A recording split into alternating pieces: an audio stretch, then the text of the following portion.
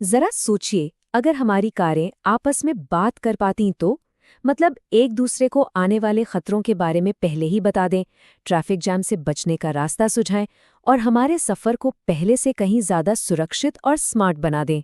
तो चलिए आज इसी कमाल की टेक्नोलॉजी की दुनिया में थोड़ा अंदर चलते हैं और इसे समझते हैं। तो आज हम क्या क्या देखने वाले हैं। सबसे पहले हम समझेंगे कि ट्रैफिक की रोज की समस्या असल में है क्या। फिर हम स्मार्ट सड़कों के भविष्य पर एक नज़र डालेंगे। और हाँ, हम ये भी जानेंगे कि ये गाड़ियाँ आपस में बात कैसे करती हैं, उन्हें एक वर्चुअल दुनिया में टेस्ट कैसे किया जाता है और ये सब मिलकर हमारे आने वाले कल के सफ़र को कैसे बदलने वाला है।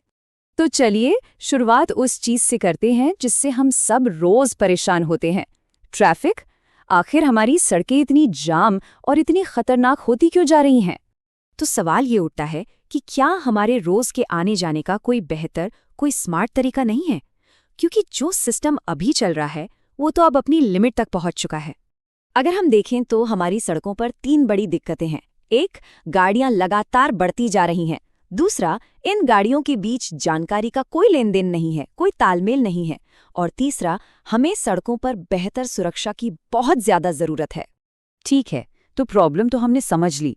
अब बात करते हैं इसके एक बहुत ही दिलचस्प सॉल्यूशन की। यहीं पर एंट्री होती है वेहिक्यूलर नेटवर्क्स की, यानी कि गाड़ियों के अपने नेटवर्क की। जरा एक ऐसी दुनिया के बारे में सोचकर देखिए जहां गाड़ियां आपस में बात करके एक्सीडेंट्स को होने से पहले ही रोक देती हैं। सुनने में ये किसी साइंस फिक्शन फिल्म जैसा लगता है ना? पर ये अब हकीकत बनने की राह पर है। और इस टेक्नोलॉजी का एक खास नाम है वेनेट, यानी वेहिक्यूलर एड हॉक नेटवर्क।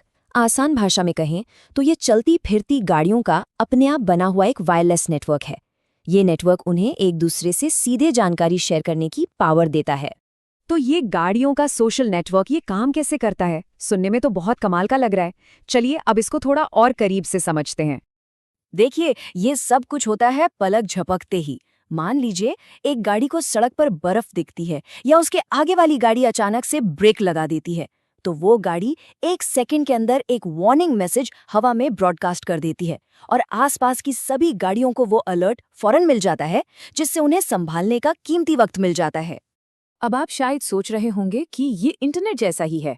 नहीं, ये उससे काफी अलग है। देखिए, इंटरनेट का एक सेंट्रल इंफ्रास्ट्रक्चर होता है ना? लेकिन वैनेट में ऐसा कुछ नहीं है। ये डिसेंट्रलाइज्ड है। इसमें गाड़ियां बहुत तेजी से चलती हैं और नेटवर्क का ढांचा हर पल बदलता रहता है, और यही चीज इसे सड़कों के लिए परफेक्ट बनाती है। लेकिन यहाँ एक बहुत बड़ी चुनौती सामने आती है। इतना जरूरी और इतना कॉम्प्लेक्स सिस्टम, इसे असल दुनिया की सड़कों पर लाने से पहले टेस्ट कैसे किया जाए? आप ही सोचिए, क्या हम हजारों तेज रफ्तार गाड़ियों के नेटवर्क को असल सड़कों पर टेस्ट कर सकते हैं, वो भी बिना एक भी एक्सीडेंट हुए? नहीं, ये तो बिल्कुल नामुमकिन है। तो फिर इसका हल क्या है? जवाब है एक वर्चुअल दुनिया बनाना। एक ऐसी डिजिटल दुनिया जहां भविष्य की सड़कों को आज ही पूरी तरह सुरक्षित माहौल में टेस्ट किया जा सकता है। और इस काम के लिए OMNIC++ जैसे पावरफुल सिम्युलेटर का इस्तेमाल होता है। इससे आप इंजीनियरों के लिए एक तरह की वर्चुअल लैब समझ लीजिए। यहाँ वे बिना किसी रियल वर्ल्ड रिस्क के हजारों गाड़ियों का नेटवर्क बना सकते हैं, उसे चलाकर देख सकते हैं और उसकी हर छोटी बड़ी चीज को टेस्ट कर सकते हैं। अब देखिए, सिमुलेशन का काम सिर्फ ये पता लगाना नहीं है कि सिस्टम चलेगा या नहीं। असली सवाल तो ये है कि ये कितनी अच्छी तरह चलेगा। और इसमें सबसे ज़रूरी बात यह है कि डेटा को एक गाड़ी से दूसरी गाड़ी तक पहुंचाने के लिए सबसे अच्छा नियम यानी प्रोटोकॉल कौन सा है। क्योंकि देखिए, एक कामयाब वैनेट की असली कुंजी है सही राउटिंग प्रोटोकॉल को चुनना। एक ऐसा प्रोटोकॉल जो जानकारी को तेजी से और भरोसे के साथ पहुंचा सके। आप इन प्रोटोकॉल्स को डेटा के लिए बनाए गए ट्रैफिक रूल्स की तरह समझ सकते हैं। अब ये प्रोटोकॉल भी कई तरह के होते हैं। कुछ होते हैं रिएक्टिव, जैसे AODV और DSR, जो ज़रूरत पड़ने पर ही रास्ता ढूंढते हैं। वहीं कुछ प्रोएक्टिव होते हैं, जैसे DSDV, जो पहले से ही सारे रास्तों का मैप बना के तैयार रहते हैं। तो सिमुलेशन से ही पता चलता है कि ट्रैफिक जैम या फिर खुली सड़क जैसे अलग अलग हालात में कौन सा नियम सबसे अच्छा काम करेगा।